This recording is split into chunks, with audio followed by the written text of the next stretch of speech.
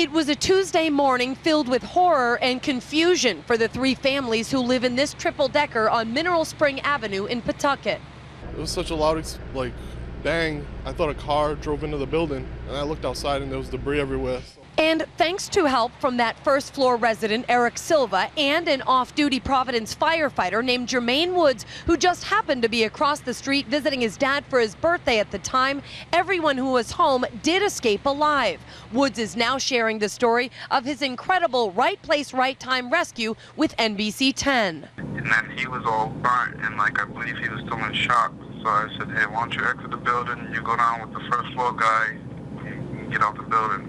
The lady was in there holding a baby with no clothes on. So I ripped my sweatshirt off, threw it over her and the baby, and said, come on, let's go. In the end, the three residents of the first floor escaped unharmed. But the man who lives on the third floor did suffer severe burns. And his baby girl was also burned by the blast. But the baby's mother was safe, perhaps because she was in the shower at the time. NBC 10 caught up with a second-floor renter who was at work when the blast rocked the three-family house.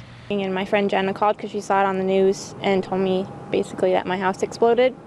And I kind of didn't believe her at first. But it was true. And after losing everything she owns, Lindsay LaRose is now left to wonder what could have gone wrong.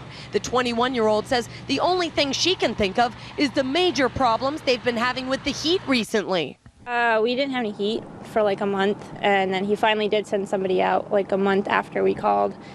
And then we had heat, and then the heat was acting funny. NBC 10 spoke over the phone with Real Property Management, which maintains the three-decker that exploded. Mark Russo told us that the company always makes sure every one of its properties is up to code and has the proper permits.